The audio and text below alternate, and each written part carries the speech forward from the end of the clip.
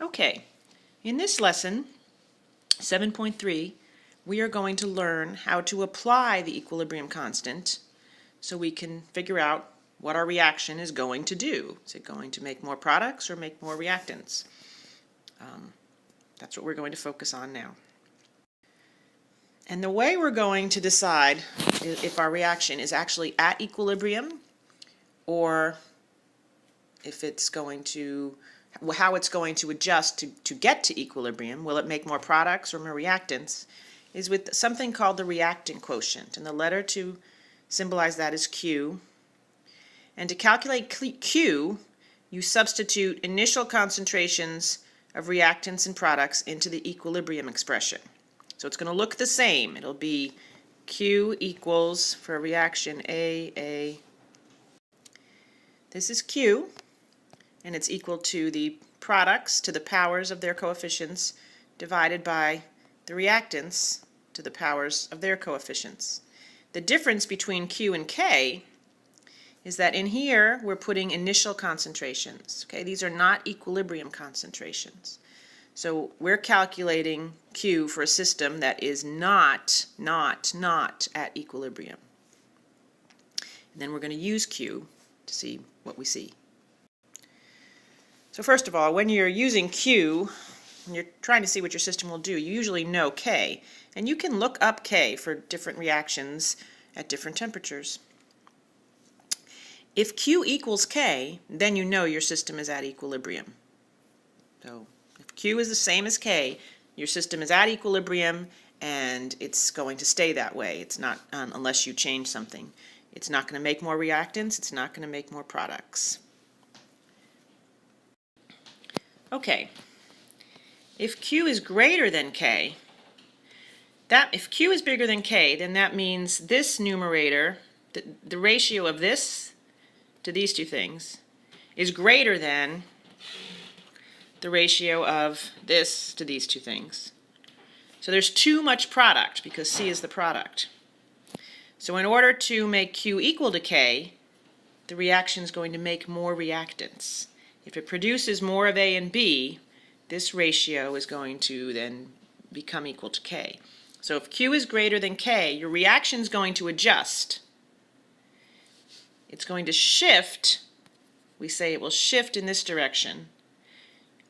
And the reverse reaction will make more reactants until, and that'll stop when Q equals K. Okay, I've rewritten my reaction, and this is Q, and it includes initial concentration of C over initial concentration of A and initial concentration of B. Our equilibrium constant is calculated when we put in the equilibrium concentration of C, the equilibrium concentration of B, and the equilibrium concentration of A. If Q is less than K, that means in this ratio, the denominator is greater than there's more reactants because the bottom proportionally to the top is bigger. This fraction is less than this fraction because there's too many reactants. So if this fraction is less than this fraction, we have too much here, too many reactants. And what will happen is the reaction will shift more to the right. The forward reaction will gear up and make more of the product, more of C, until the concentration of C over AB is equal to your equilibrium ratio. So your reaction will shift either to make more products or more reactants, and it will stop shifting once the concentrations equal the equilibrium constant. And you can figure out what it's going to do by evaluating Q versus K, plugging in your initial concentrations and seeing if that's less than or greater than K.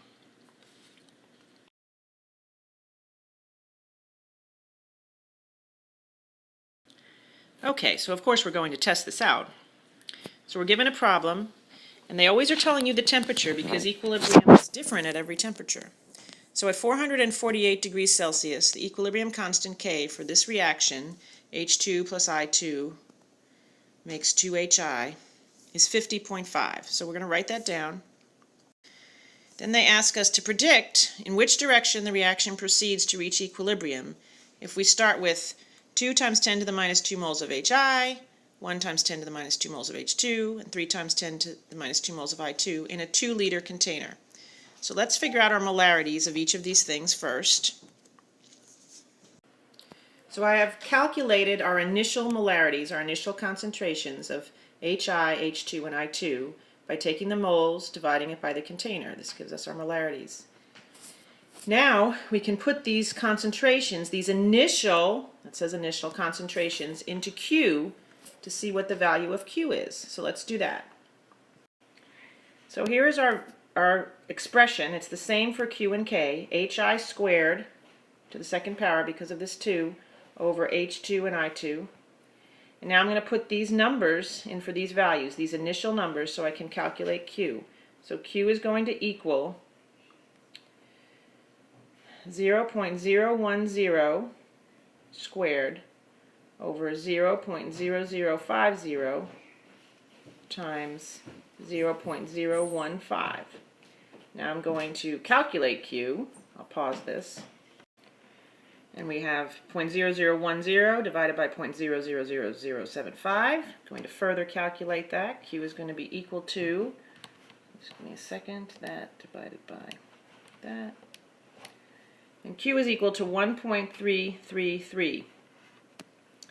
So Q is equal to 1.333. So we can see that Q is much less than K. If Q is less than K, what's going to happen? In order to make Q be closer to K, we need to make the numerator here be much greater so that this ratio becomes closer to 50. So that means it's going to shift to make more products until it has enough product so that Q equals K. So this is going to shift to the right to make more products. Because if it makes more products, this becomes bigger, and when this becomes bigger, this ratio becomes closer until it reaches 50.5.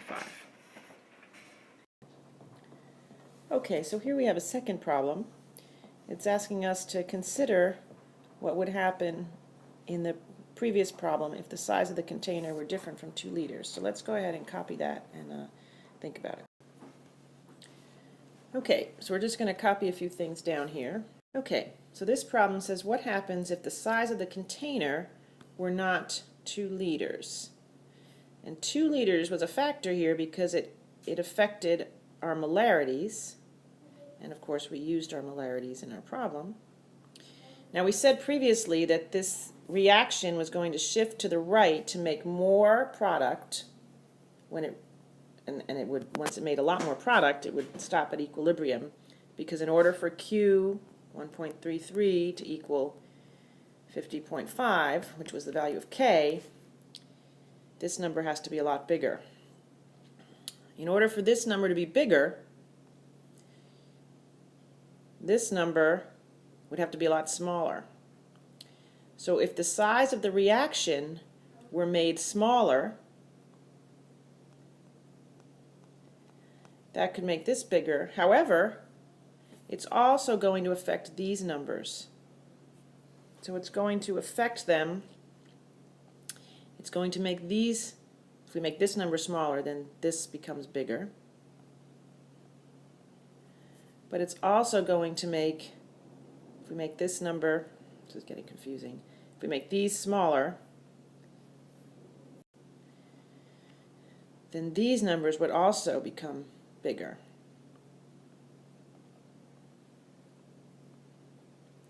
And it's hard if we're making this bigger, and they're multiplying each other, and this bigger, to affect the ratio, how this is in proportion to this.